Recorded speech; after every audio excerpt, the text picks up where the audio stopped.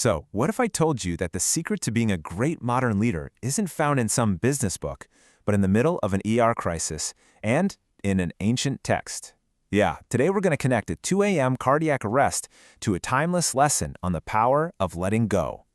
Okay, so picture this. It's 2:17 in the morning. A patient's heart has stopped. The team leader, a young doctor named Amrit, is a blur of activity. He's doing everything himself. He's securing the airway, he's calling for meds, he's prepping the defibrillator. But instead of saving a life, he's just creating chaos. His team, they're totally lost, just standing around with nothing to do because he hasn't given them any roles. The whole situation is falling apart. So what went wrong here? And this is the thing. It wasn't because Dr. Amrit was incompetent. He's a skilled, dedicated doctor. No, he fell into a trap that gets so many leaders. And really understanding why he failed, well, that's the key to unlocking truly great leadership, whether you're in an emergency room or a conference room. To get our heads around this, we actually have to go back thousands of years to this amazing paradox from the Bhagavad Gita. In it, Krishna tells the warrior Arjuna that real wisdom is being able to see the action inside of inaction and to see the inaction inside of all that frantic activity. I know, it sounds kind of cryptic, but let's break that down because it's the exact lesson our doctor needed to learn.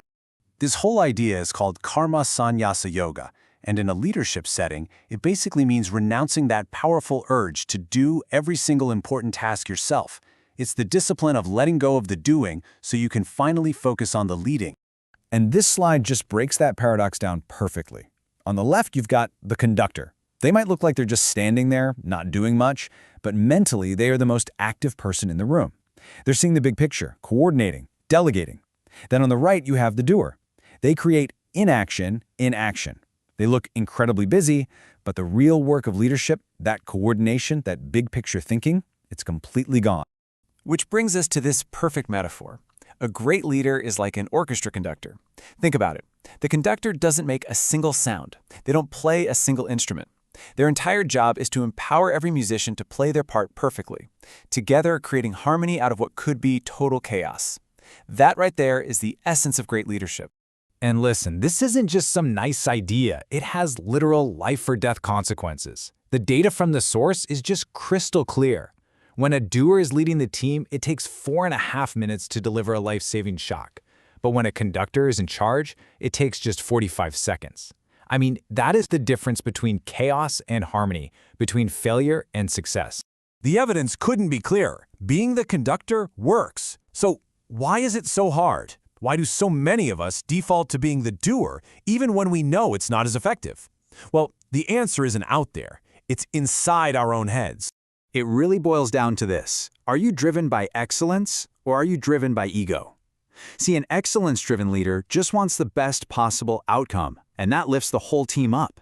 But an ego-driven leader, they want to be seen as the best. So they hoard all the important tasks to prove their own worth, and that just diminishes everyone else on the team. The senior physician in our story, Dr. S.B., was once asked this devastatingly simple question by his mentor. He said, "Are you trying to save the patient or are you trying to prove yourself?" And when the doctor admitted he was trying to do both, his mentor said, "You'll fail at both. Choose." That's the choice every single leader has to make.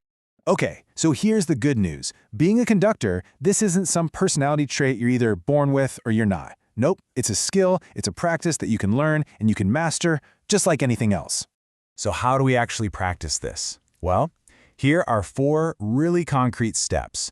First, announce and assign. You have to clearly say, "I'm leading this," and then give everyone a specific job. Boom, confusion gone. Second, stand back. Physically step away so you can get that bird's eye view of everything that's happening. Third, default to trust. You have to start with the assumption that your team is competent. Let them do their jobs. And fourth, intervene the right way. When you do have to step in, you correct the action, but you always respect the person. And that first step, just designating a leader, it's totally backed by data. Study after study shows that teams with a clear designated leader just perform better. It's that simple. When people know who's in charge and what they're supposed to be doing, success rates shoot way up. Now, trusting your team isn't the same as just blindly delegating. When you do have to intervene, you correct the action, not the person. You use what's called closed-loop communication, which just means you give a direction and the team member repeats it back so you know they understood. And this is huge. You have to accept input from your team. That's not a sign of weakness, it's a sign of wisdom. So we come all the way back to that paradox. It's totally real. By physically doing less, you are able to mentally accomplish so much more. By letting go of direct control over every little task, you gain way more control over the big picture, the final outcome. It frees you up to think, to plan, and to coordinate. And why does this matter so much for the long haul? One word: sustainability. The hero leader, the one who does everything themselves, they burn out. It's inevitable. But the conductor leader, the one who empowers their whole team, they can build an amazing, impactful career for 30 years or even more, because they're not trying to carry the entire orchestra on their back. And this, right here, might be the most important takeaway of all.